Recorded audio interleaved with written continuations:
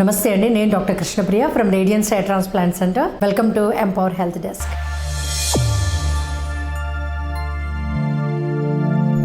So కొంతమందికి కామన్గా ఉండే డౌట్ ఏంటంటే, జనరల్గా మనకి బట్టతలు రావడానికి జీన్స్ కదా కారణము, అంటే రియల్గా స్ట్రెస్ అనేది డైరెక్ట్గా హెయిర్ లాస్కి ప్రమోట్ చేస్తుందా అనేది ఒక డౌట్ ఉంటుంది. సైంటిఫిక్గా మనం చెప్పాలి అంటే కనుక ఏంటంటే, jeans play a major role అండి.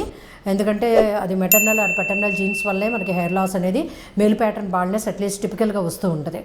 కానీ మనకి స్ట్రెస్ వల్ల కూడా ఏంటంటే లాట్ ఆఫ్ డ్యామేజ్ ఉంటుంది.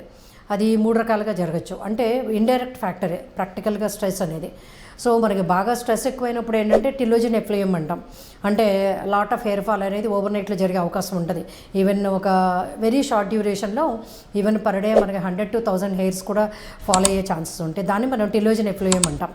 సో మనకి జెనెటిక్ ఫ్యాక్టర్స్ అండర్లైన్ లేకుండా ఓన్లీ బికాస్ ఆఫ్ స్ట్రెస్, అంటే ప్రీవియస్ గడిచిన 3 to 6 monthsలో ఏదైనా లాట్ ఆఫ్ హెల్త్ ఫ్యాక్టర్స్ అవ్వచ్చు, ఫ్యామిలీ స్ట్రెస్ అవ్వచ్చు, సైకలాజికల్ డిస్టర్బెన్స్ అవ్వచ్చు, ఏదైనా దగ్గర వాళ్ళని కోల్పోవచ్చు. సో ఇలాంటి ఏదన్నా కూడా సైకలాజికల్ కానీ లేదంటే హెల్త్ ఇష్యూస్ వల్ల కానీ వచ్చినప్పుడు కూడా ఏంటంటే టెంపరీగా వెరీ హెవీ హెయిర్ లాస్ వస్తుంది.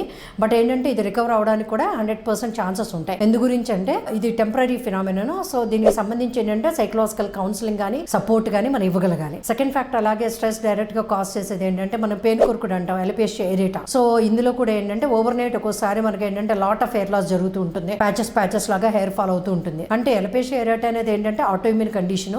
దీనికి అదర్ కండిషన్స్ కూడా ఉంటాయి, అదర్ ఫ్యాక్టర్స్ కూడా కాజెస్ అనేవి. సో వాటితో పాటు ఏంటంటే స్ట్రెస్ కూడా ఒక కంట్రిబ్యూటింగ్ ఫ్యాక్టర్ అనమాట. సో అందువల్ల ఏంటంటే ఈ స్ట్రెస్ రిలేటెడ్ గా అలోపేషియా ఎరేటా రావచ్చు. అలాగే ఇది కూడా టోటల్ గా రికవర్ అవ్వడానికి ఛాన్సెస్ కూడా చాలా ఎక్కువగా ఉంటాయి అనమాట. థర్డ్ వన్ ఏంటంటే విపరీతమైన స్ట్రెస్ వల్ల ఏంటంటే యంగ్ ఏజ్ లో టీనేజ్ లో ఎక్కువగా ఏంటంటే అమ్మాయిల్లో కూడా ఎక్కువ చూస్తూ ఉంటాం మనం. దీన్ని ట్రైకోటిల్లోమానియా అంటాం. అంటే ఇన్వాలంటరీగా వాళ్ళ ఓన్ హెయిర్ ప్లక్ చేసుకుంటూ ఉంటారు. ఆ తలలోది కానీ ఐబ్రోస్ కానీ హెయిర్ తెలియదు వాళ్ళకి. ఆ లాట్ ఆఫ్ స్ట్రెస్ లో తెలియకుండానే వాళ్ళ హెయిర్ తెంపేసుకుంటూ ఉంటారు. సో తలలో ఏంటంటే ప్యాచెస్ లాగా మనకి కనిపిస్తూ ఉంటాయి అనమాట. చాలా లాట్ ఆఫ్ కట్టెన్స్ ఉంటూ ఉంటాయి. ప్యాచెస్ గా ఇర్రెగ్యులర్ లెంగ్త్ లో హెయిర్ కనిపిస్తూ ఉంటది అనమాట. సో ఈ ట్రైకోటిల్లోమానియా అనేది కూడా ఏంటంటే కంప్లీట్ గా టోటల్ గా రికవరబుల్ అనమాట. So it needs only psychological counselling, mental గా సపోర్ట్ చేయగలిగే వాళ్ళు ఉండాలి. కౌన్సిలింగ్ ఒకటి చేసుకోవడం వల్ల లిటిల్ బిట్ మెడికేషన్ సప్లిమెంట్స్ కానీ న్యూట్రిషన్ ఏదైనా తగ్గినప్పుడు న్యూట్రిషన్ సప్లిమెంట్స్ ఇవ్వడం వల్ల కూడా మనం దీన్ని రికవర్ చేసుకోవచ్చు.